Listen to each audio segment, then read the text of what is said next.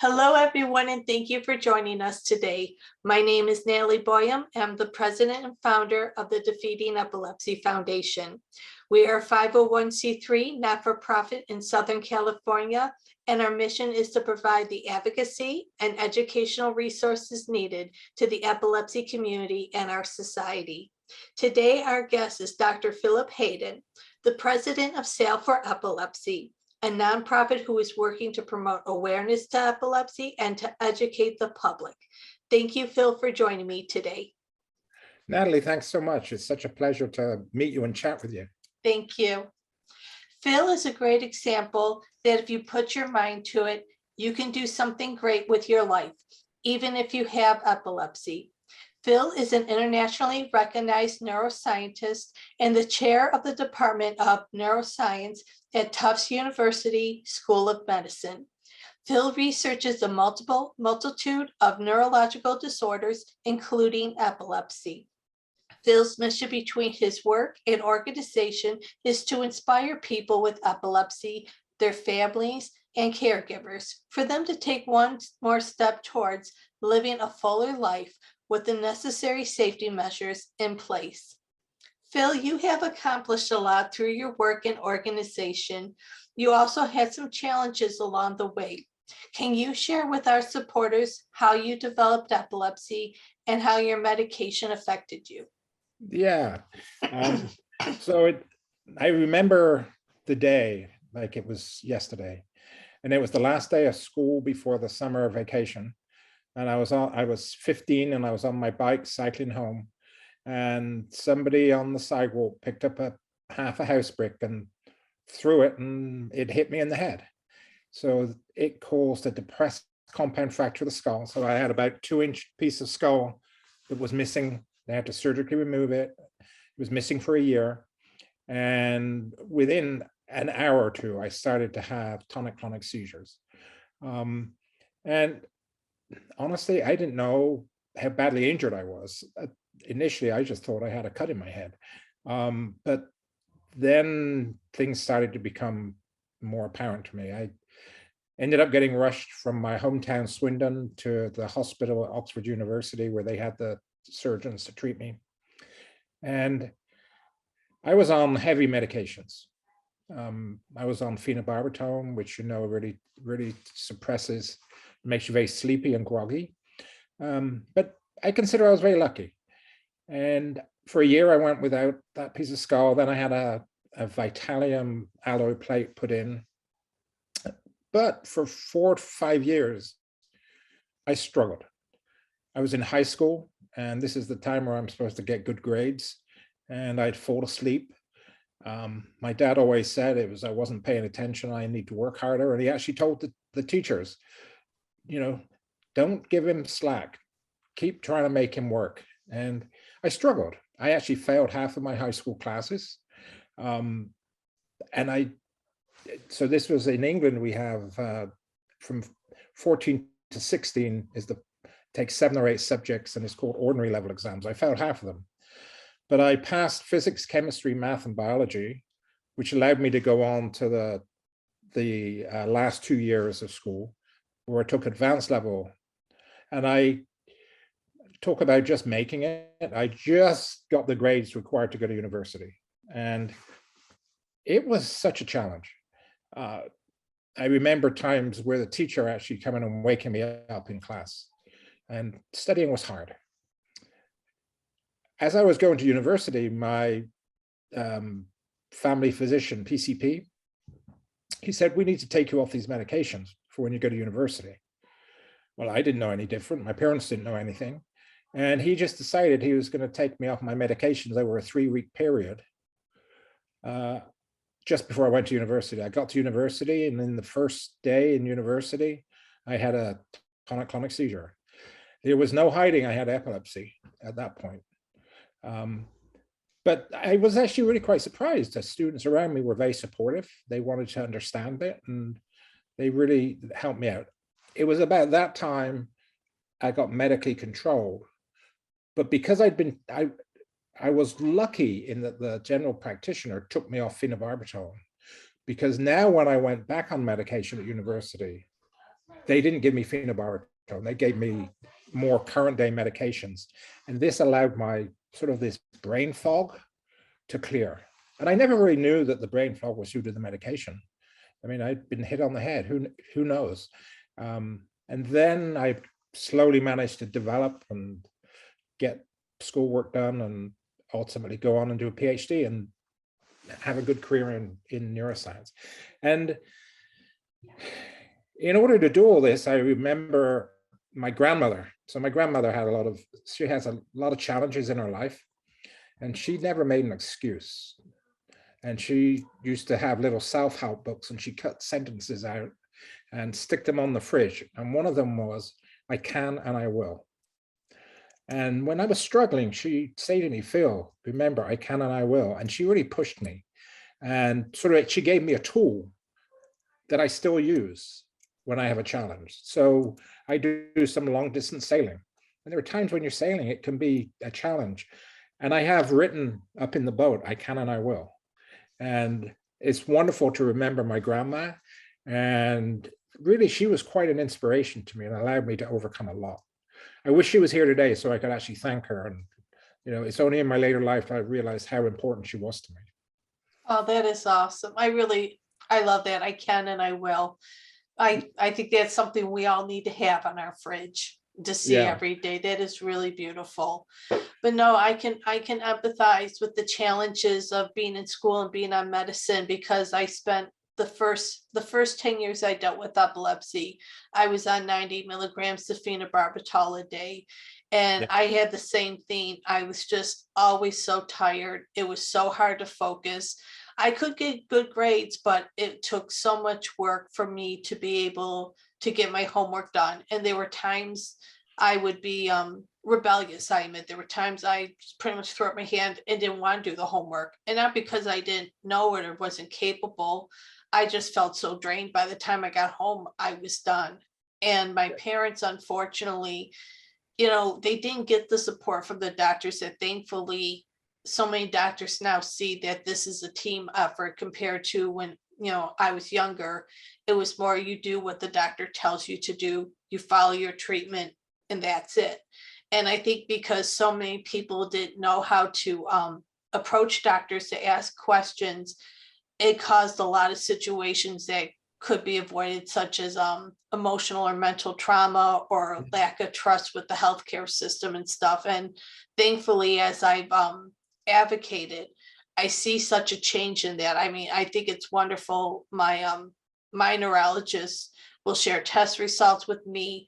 He listens to me. We set goals together. It's a team effort, so that we can both trust one another. Yeah. And I think it's so important now that we continue to follow this path, because, you know, I'm sure, like you said, you didn't even think of brain fog and medication going together. You thought, okay, I hit my head.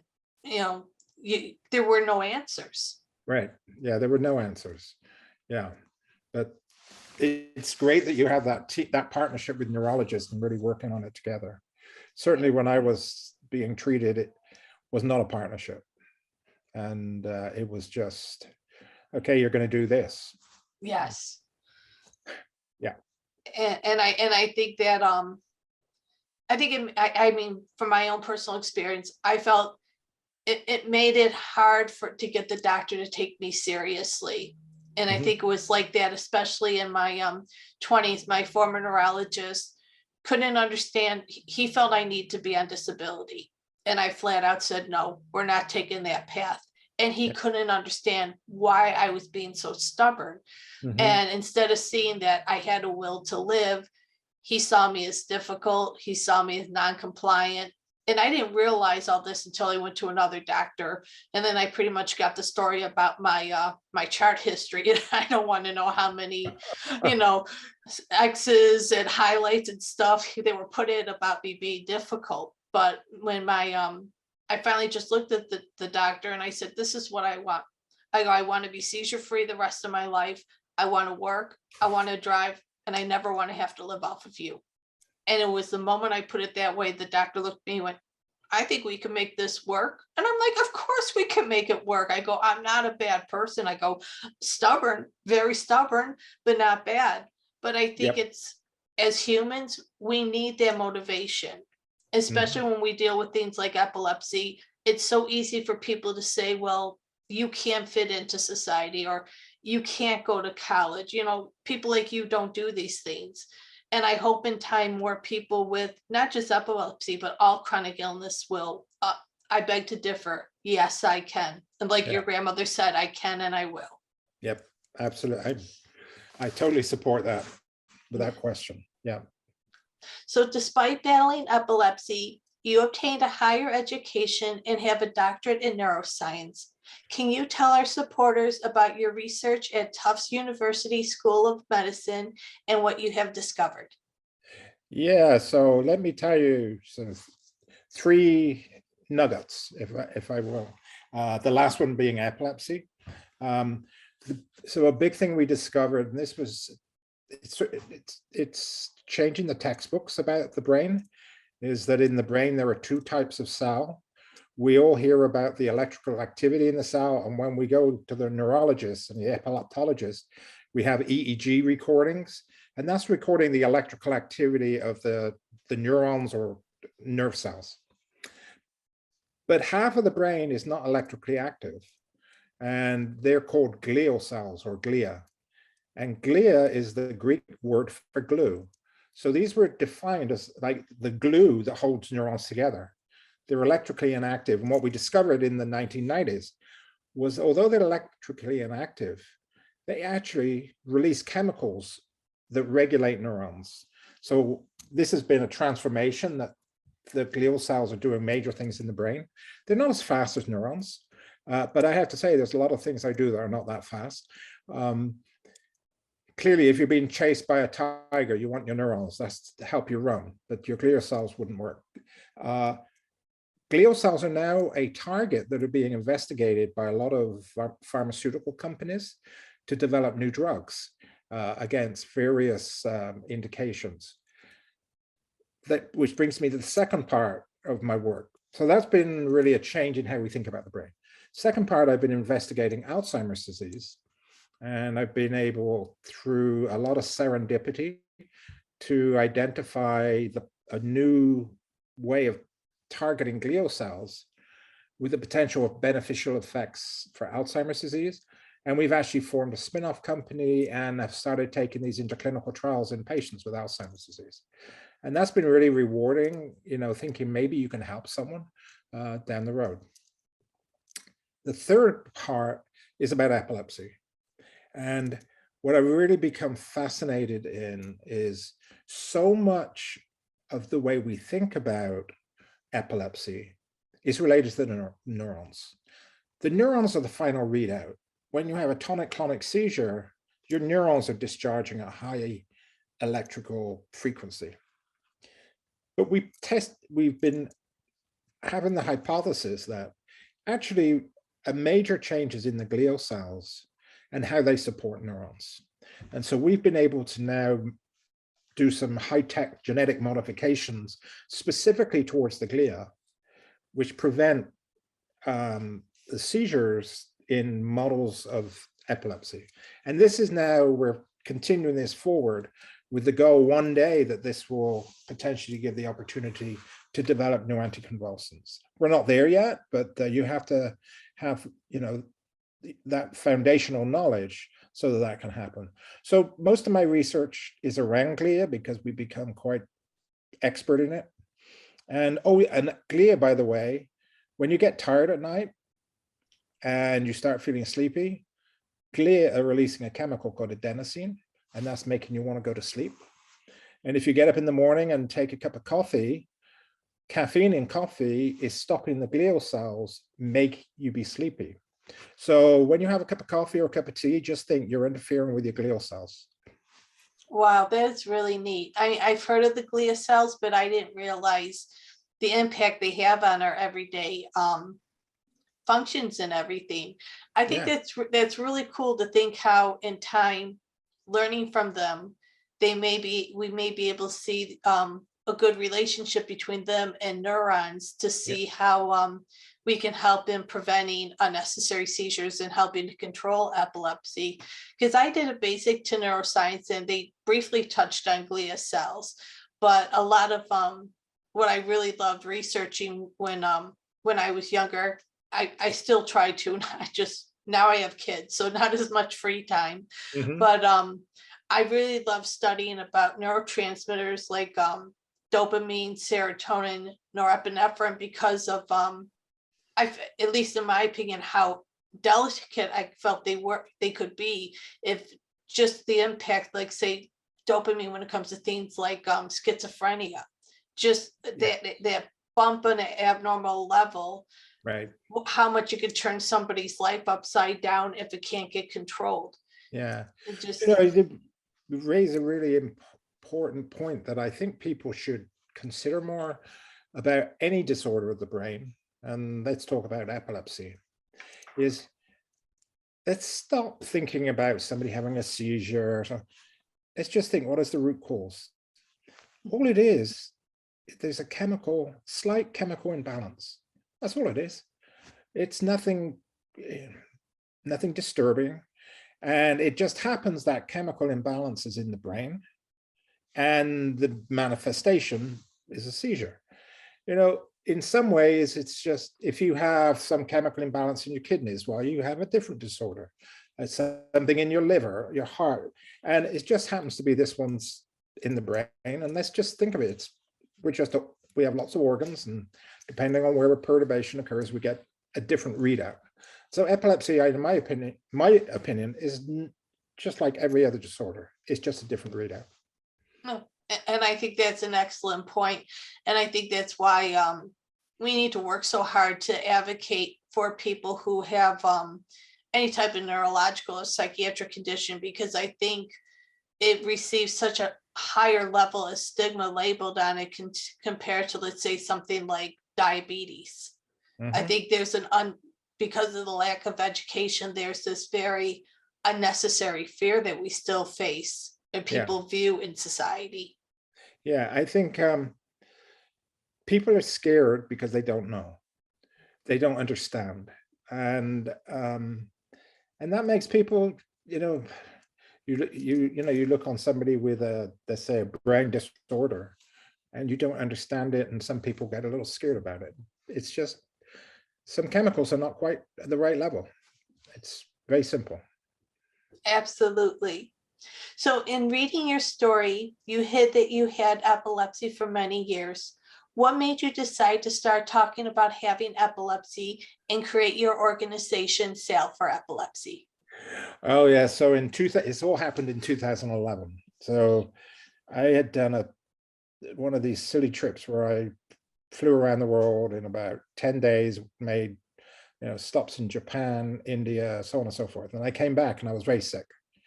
And it looked like I had some infectious disease. I had a lot of swelling, inflammation. My skin was turning purple. I was very sick. I was admitted to hospital for, I don't know, a week or two. And because I'm in the medical school, I know the head of neurology. And so one of the infectious disease doctors said to me, he said, Phil, you're acting abnormally. We're worried that you might have meningitis. We're going to do a spinal tap.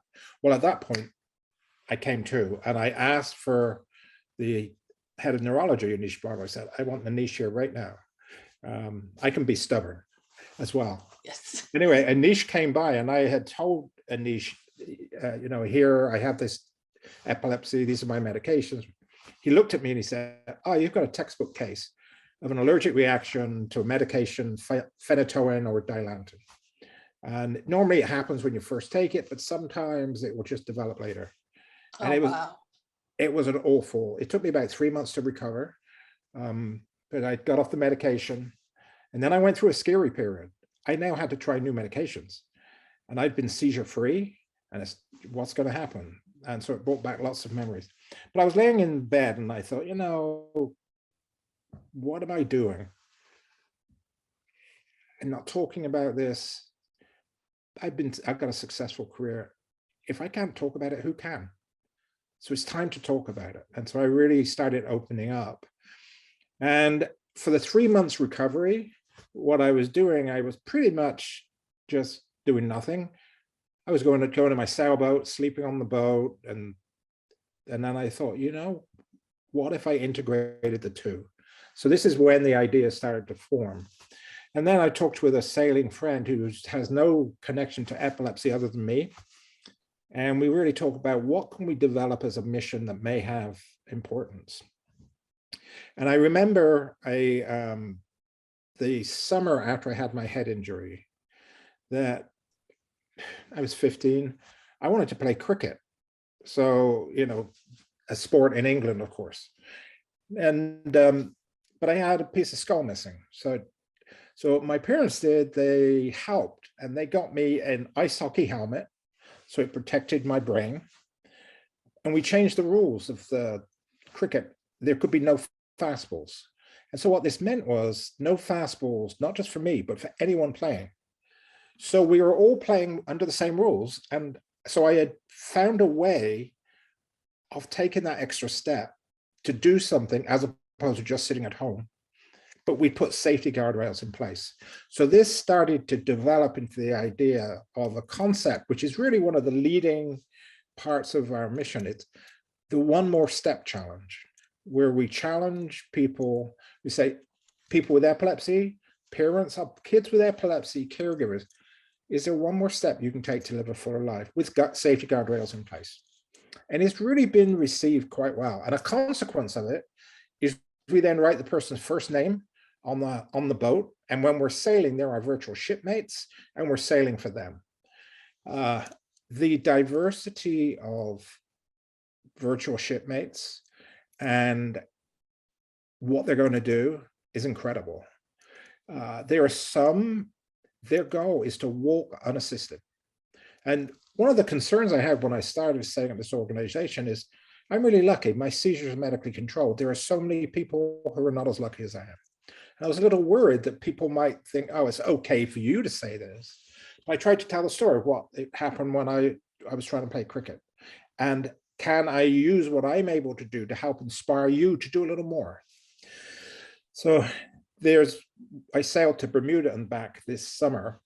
And when I'm sailing, what I do is I have a high-speed satellite communication system, and I will do one-on-one video calls with virtual shipmates whilst I'm sailing in the ocean.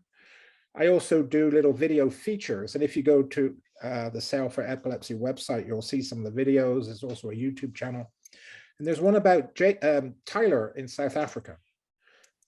Tyler is 8 years old, and he's really wrestling with coming to terms that he has epilepsy. And his mum wrote to me and said, Tyler's going to play the drums. He wants to learn to play the drums. That's his one more step. So I made a little video about Tyler, with their permission, of course. And we broadcast this. And then I'm coming back to Newport, Rhode Island. I get into the harbor, tie up the boat, and I think, oh, my email. And there was an email from Tyler's mom. And Tyler's mom and Tyler had made a video to send back to us, because I'd asked him questions. And so he started telling me about the drum lessons, how they're going, what type of music he likes. And it was just wonderful to see Tyler is actually stepping up and doing more things. Oh, that's wonderful. Yeah, and we have people who can barely walk, and they say, I'm going to walk unassisted. And they're challenging themselves. There was one mother who, their daughter wanted to learn to sail. I'm not teaching them to sail, but they went into a sail camp in the Epilepsy Foundation of New England, which you and I have spoken about earlier. Yeah. They have a sail camp where, again, they level the playing field for everybody. There are safety guardrails for kids with epilepsy, and the instructors and people helping have to have exactly the same safety guardrails so that the person with epilepsy doesn't feel different. Anyway, one of the mothers came to me and she gave me a hug and she was crying, and I was wondering what the problem was. And she said her daughter asked if she could go to sail camp, and the mum resisted, but eventually said yes.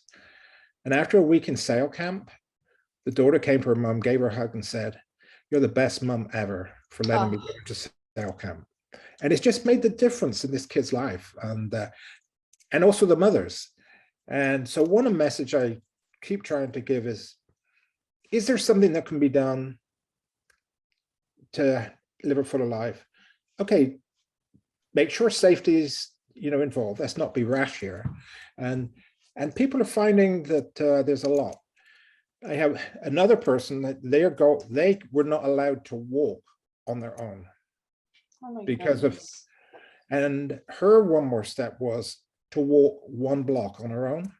So her and her partner visited her neurologist and said, this is what I want to do. And they sorted out how to do it. And what it involved was the partner was across the street.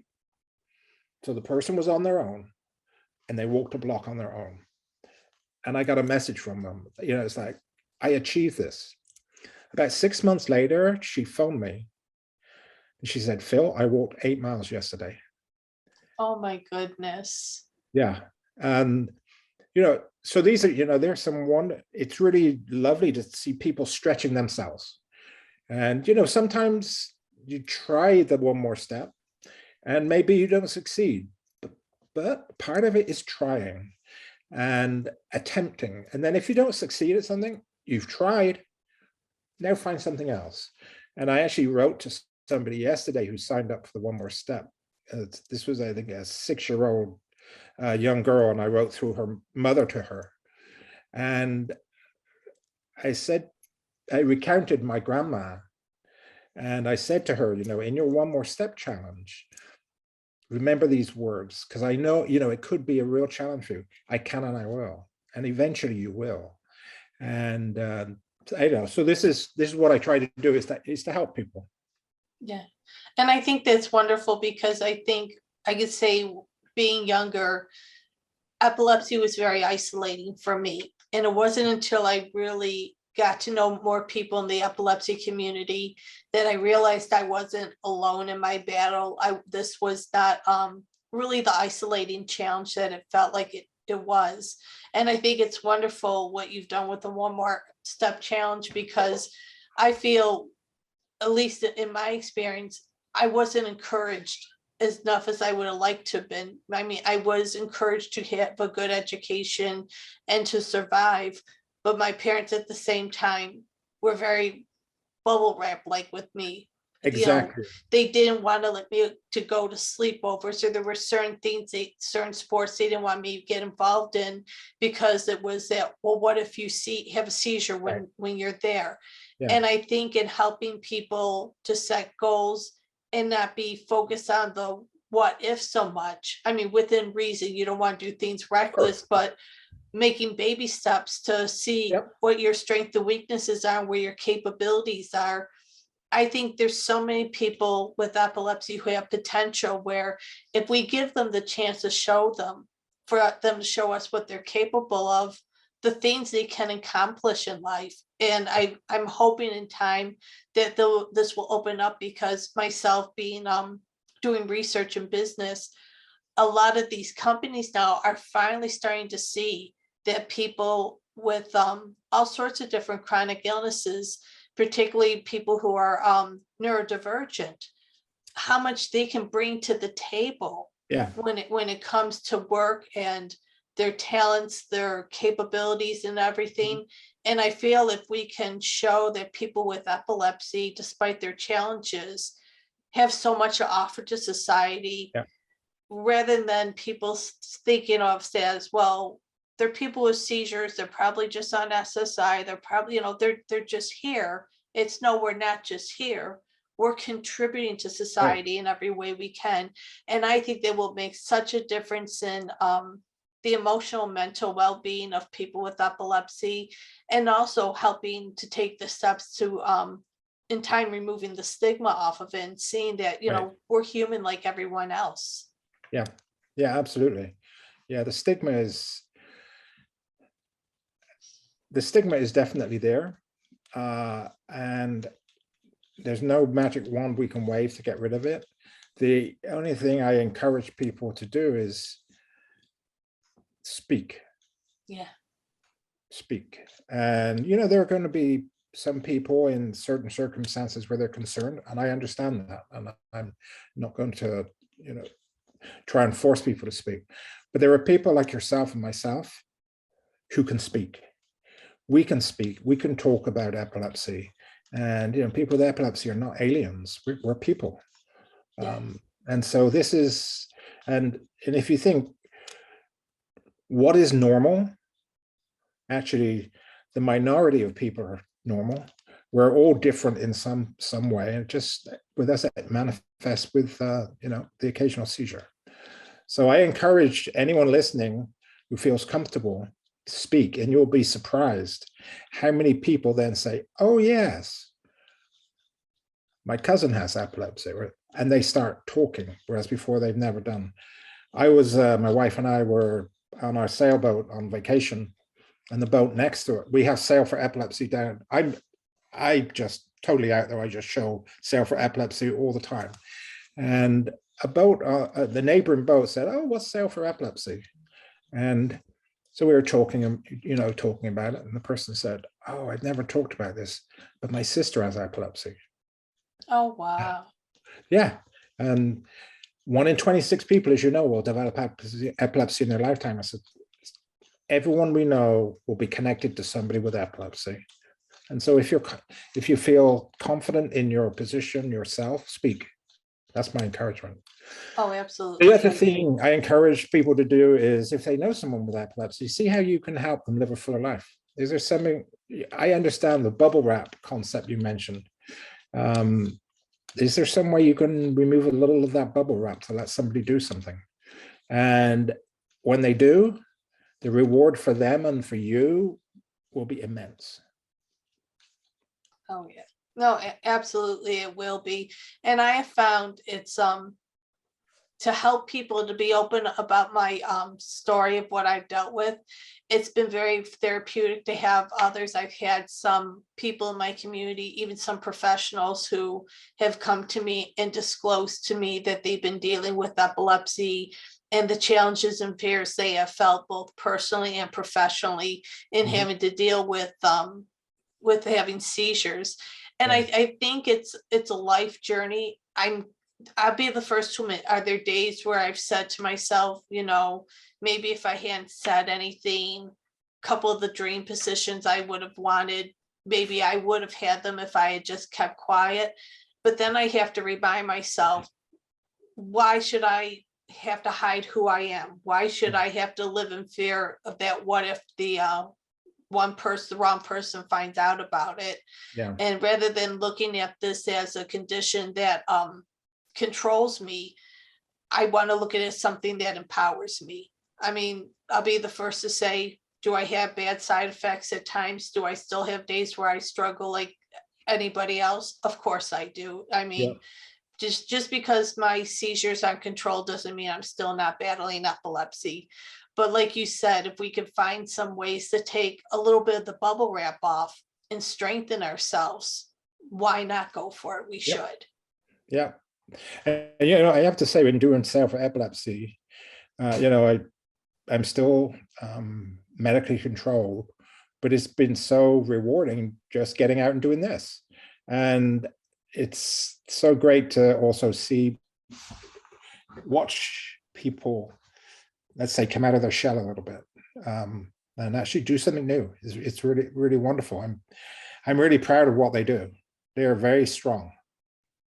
Oh, absolutely. And I think that's the rewarding thing for myself is I've had a number of people. I think what I love about educating people about having to live with epilepsy is so many come to me that don't have answers. And then once it just takes a couple of conversations and how to help them set goals, they realize then that they have this, that the epilepsy is not going to be the end of them. They're not going to be taken down from this, that they can find a solution to their frustrations. And to me, that's so rewarding when I can help somebody see that, there's no reason to give up. Yeah. Yeah. So can you tell our supporters about your planned 2022 voyage and what your goals are? Oh yeah, so 2022, we have big plans. Currently, so we have a boat that we're using for our voyages. Currently it's in the Bahamas. In April, we'll take it to Florida for some upgrades. And then in May, we're going to sail across the Atlantic to the Azores, Portugal, Spain, Morocco, the Canaries, and then back to the Caribbean. And we're sailing for our virtual shipmates. So if you're listening, go to the One More Step Challenge, sign up, and we'll be sailing for you as well. And whilst we're sailing, every day we'll be sending content back that would be posted on social media, our website. And so the content will be stories of virtual shipmates. We'll show you a video of dolphins swimming off the bow of the boat. We'll talk about, it's not all about epilepsy. We want to share what we're doing. We'll show at some point how we can use the stars to navigate parts of the boat. And when there are storms, we'll show you what a storm is like. And when we will then be also connecting with virtual shipmates one-on-one, sending videos back about virtual shipmates, and hoping that we can challenge people to take one more step. When we get to ports, we'll have in-port events. So for example, we do things like, we do knot tying. So we teach kids with epilepsy, we give a little kit, and here's how to tie a few knots, what you could use them for. We do flag making. We talk about the importance of flags on boats, so the signals that you can use. They then decode some messages based on the flags. And we have them make a flag, their own flag, and we take a picture of each flag in each port. And we send it back home, and we get a 6x4 foot flag made for that port, which we fly from the boat.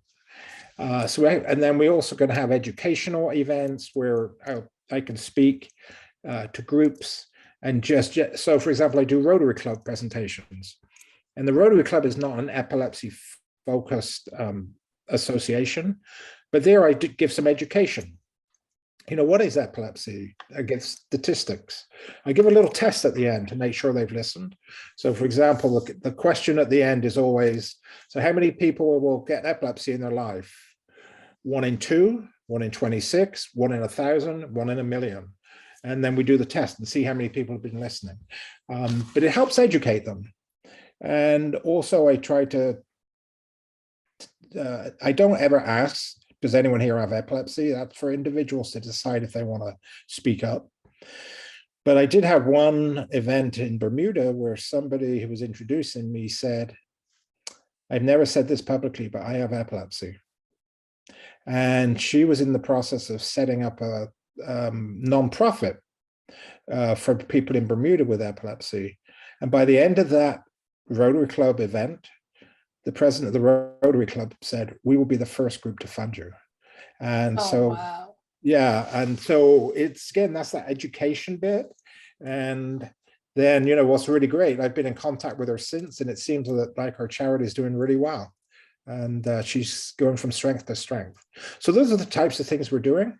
Although we're going to foreign ports, we will be constantly using social media back in the so that in the US you can actually follow and be involved. We're even going to try live question and answers while we're sailing. So with this high-speed satellite system, I can use a software program where I can be on a video, it will come back through Facebook Live, and then through Facebook Live we can all be connected together and we can have a conversation while I'm sailing. Oh, that is neat. Yeah. So if anyone wants to go to sailforepilepsy.org, or all of our social media channels are Sail for Epilepsy, follow us, like us, whatever you have to do, and join in the voyage. You may not physically be on the boat, but you're virtually going to be there. And we want to do everything we can to connect with you as we're on the journey. Oh, that is awesome. And I love how much you get people involved with it, and you're not just focusing on epilepsy, but like you said, the knot tying, making their flags and everything, and just getting people to engage. So you're bringing to the table really nice life experience, educational experience, while at the same time getting the word about. This is the test of desktop alerting. I'm sorry. So that you heard my text message come in, and then there was this is a test of the emergency alert system from Tufts University. Sorry about that. That's okay. I guess the answer is it works. Yes.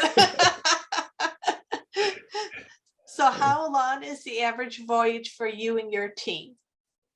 So the So the first voyage, which will be from Florida to the Azores, is going to be 20 days. We'll be at sea for 20 days. And then there will be some shorter ones, 8 days, 4 to 5 days, back up into the 8s, then back up to 20. It's going to be, and it's, I'm really excited. And if I'm honest, I'm a little anxious. You don't go into doing these things. If you go in without any anxiety, there's a problem. But we're really, I've got a great crew coming with me, and we're really putting a lot of safety measures in place.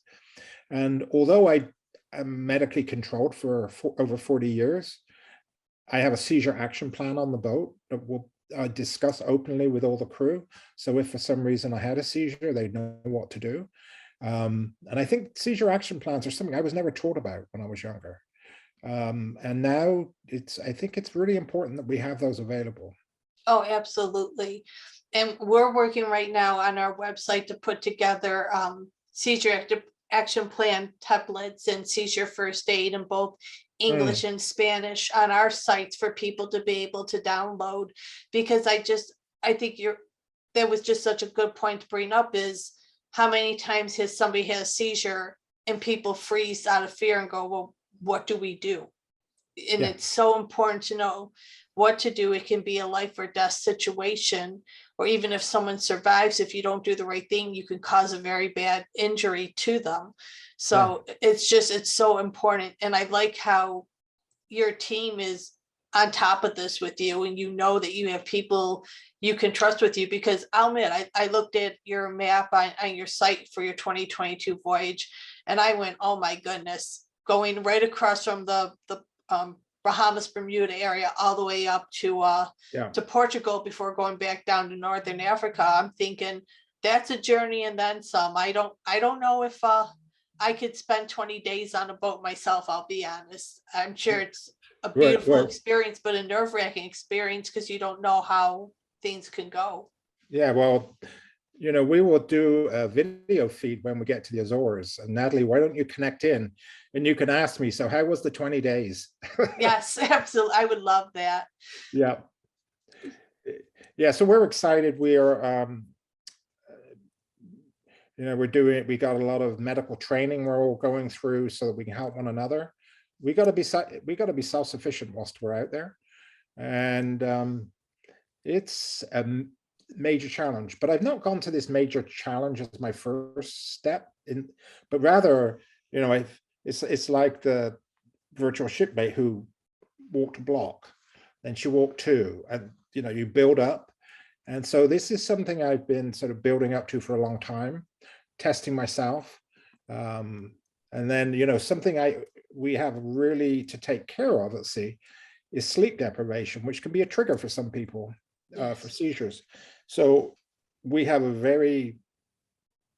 I've really tested sleep control methods, and what I did is I practice all of this at home first, so that if it was inadvertently a trigger, it would happen at home, not at sea.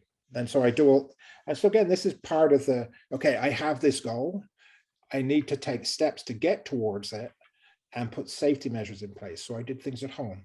Then I went out with people on a boat, and you know, you walk before you run. Oh yeah. Yeah. But no, I think it's going to be very exciting to see and everything. And the fact that I love some of the places that you're stopping. And I've talked to doctors down in Morocco over time, and they're really doing a lot to try to get the advancements in technology they can there to improve the care, not just there in Morocco, but they are networking and doing what they can to try to improve care throughout the whole continent. So I think that's going to be amazing when you stop there. Yeah, I'm very looking forward to it. I'm also looking forward to getting to the Azores and getting the major leg out of the way. That first leg is the toughest leg of the whole voyage in terms of, you know, weather systems we might encounter.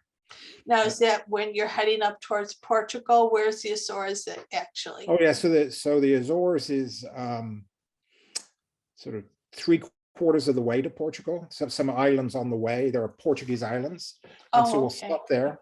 We'll have a rest. My wife will fly out and we'll have a week vacation. recuperate, Yeah. and then off again. Are they too far? Are they far from the Canary Islands? Is it in that area? Yeah, they're north of the Canary Islands, but Oh, it's, okay. yeah. I'm trying to envision it. I know the area a little bit, but was trying to get an idea exactly where they were in the Atlantic compared to, any of the main continents. Yeah, if you think of there's the Straits of Gibraltar, which enter into the Mediterranean Sea. Mhm. So there's Portugal above Africa, and there's the Straits. If you go directly west, you'll get to the Azores. But if you go southwest, you'll get to the Canaries. Okay, I can envision it now. Oh, nice. Yeah. So we've been already talking about the One More Step challenge and being a virtual shipmate. I think you told everybody, but I'll just say for our supporters who are watching today, if you go to Phil's site at sailforepilepsy.org, the information is there where you can sign up for the One More Step challenge and have the opportunity to sign up to be a virtual shipmate. I encourage everybody to do that. I've done it myself as well. And I think even, as someone who has their seizures controlled, I still have goals. I still have challenges that I have to meet. We always have room for gaining more strength and improvement in life. So I say to everybody, please go to Phil's site and sign up today. I think this would be a wonderful opportunity for us as a community to take part in this event. Yeah. Is there anything specific, Phil, you would like to say about the challenge or the virtual shipmates? Yeah, I think that, the challenge can be very personal, and no challenge is too small. And, you can set off with a challenge. A challenge as small or as big as you like. If you achieve a challenge, set yourself another one. If the challenge seems too big, the first thing you did was you attempted, and therefore you have succeeded.